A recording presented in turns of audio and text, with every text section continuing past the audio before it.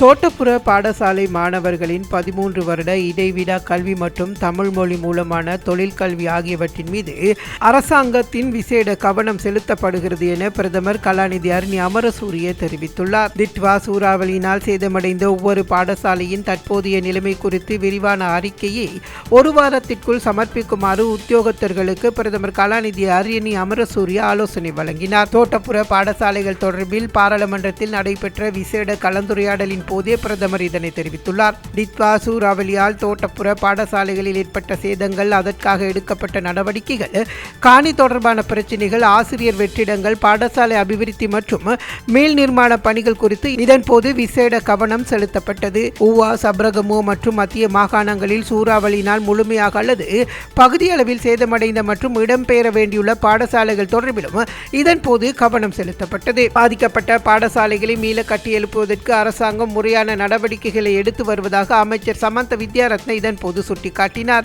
இங்கு கருத்து தெரிவித்த பிரதமர், சூறாவளியின் பின்னர் மாகாண சபையினூடாக பல்வேறு தகவல்களை பெற வேண்டியுள்ளது. அமைச்சின் அதிகாரிகள் அது குறித்து விழிப்புடன் செயற்பட்டு துல்லியமான தரவுகளை சேகரிக்க வேண்டும். பாதிக்கப்பட்ட மாணவர்களை வேறு பாடசாலைகளில் இணைத்தவுடன் அனைத்தும் முடிந்துவிட்டதாக கருத இயலாது. அந்த மாணவர்களின் முறையாக பாடசாலைக்கு வருகை தருகின்றார்களா, கல்வி கற்கின்றார்களா மற்றும் அவர்கள் எதிர்கொள்ளும் சிரமங்கள் என்ன என்பது குறித்தும் பின்தொடர்ந்து கண்காணிப்பது அவசியமாகும். சில பாடசாலைகளில் மாணவர்களை இணைக்கப்பட்டாலும் அவர்கள் அங்கு செல்லவில்லை என அறிய கிடைக்கின்றது. அப்பிள்ளைகளுக்கு என்ன நடந்தது என்பதை கண்டறியுங்கள். அதேபோல தற்காலிக பாடசாலைகள் அமைப்பதிலும் விரைவாக கவனம் செலுத்தப்பட வேண்டும். தோட்டப்புற பாடசாலைகளுக்கென பிரத்யேகமாக உத்தியோகத்தர்கள் உள்ளனர். அவர்களுடன் ஒருங்கிணைந்து துல்லியமான தரவுகளை பெற்றுக் கொள்ளுங்கள். மாகாண கல்வி பணிப்பாளர் மற்றும் மாகாண சபை அதிகாரிகளை இதன் போது முறையாக ஒருங்கிணைக்க வேண்டும். பாராளுமன்ற உறுப்பினர்கள் என்ற வகையில் நீங்களும் இந்த விடயத்தில் தலையிட வேண்டும். தமிழ் மொழி மூல பாடசாலைகளில் நிலவுகின்ற ஆசிரியர் வெற்றிடங்களுக்கு புதிய தமிழ் ஆசிரியர்களை பயிற்றுவிக்க நாம் நடவடிக்கை எடுத்து வருகின்றோம். இம்முறை இடம்பெறும் ஆசிரியர் ஆட்சேர்ப்பின் போது மாகாண பாடசாலைகளில் நிலவும் ஆசிரியர் வெற்றிடங்களுக்கு 50% நிரப்ப நடவடிக்கை எடுக்கப்படும். நியமனம் பெற்ற பின்னர் சம்பந்தப்பட்ட பாடசாலைகளில் 5 ஆண்டுகள் சேவையாற்ற வேண்டும். தோட்டப்புற பாடசாலை மாணவர்களின் 13 வருட கல்வியை இடைவிடாது உறுதிப்படுத்துவதோடு தமிழ் மொழி மூலமான தொழில் கல்வி குறித்தும் அரசாங்கம் விசேட கவனம் செலுத்தி வருகின்றது எனவும் பிரதமர் இதன் போது தெரிவித்துள்ளார்.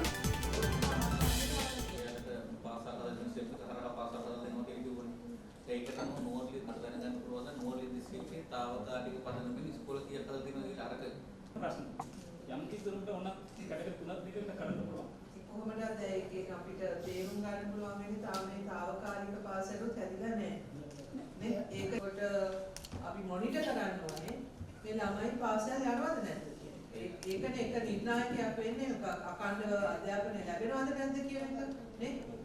ගුරුවරු යනවා. පහසුකම් කොහොමද?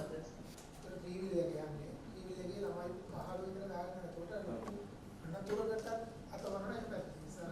ඒක එතකොට ඊට ප්‍රශ්න බලනකොට දැන් පාසල් 59 බලනකොට සමහර දැන් විශේෂයෙන්ම මහනුවර මාතලේ දිස්ත්‍රික්කවල තියෙන ඉඩම් වැඩ වෙන්නේ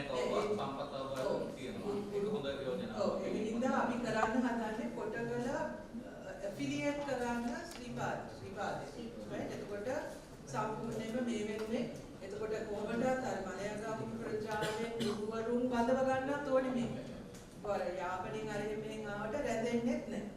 ඒ නිසා අර එන්ට්‍රන්ස් එකේදී යම් ලිහිල්භාවයක් කියන්නේ ඇඩ්මිෂන් ක්‍රයිටීරියා එකේ ලිහිල්භාවයක් හරි කළා අවශ්‍ය ප්‍රමාණය අරගෙන පුහුණු කරන එක ටිකක් දීර්ඝ කාලීනයි. නමුත් අපි හිතනවා ඒ ගුරුවරුන්ගේ ගුණාත්මක භාවය වැඩි කරන්න නැතුව අපිට අධ්‍යාපනයේ උත්සාහ බෑ. නිකන් එහෙම අටවල බෑ. ඒ නිසා අපිට මේ අවුරුද්ද ඇතුළත මේ නව බඳවා ගැනීම තුර යම් තාක් දුරකට අපි මේක විසඳන්නත් බලනවා. ඉදිරියේදී අර විදියටත් සැලසුම් කරගෙන යන්න තමයි අපි උත්සාහ කරන්නේ. மேலதிக செய்திகளுக்காக எமது யூடியூப் தளத்தை சப்ஸ்கிரைப் செய்யுங்கள்.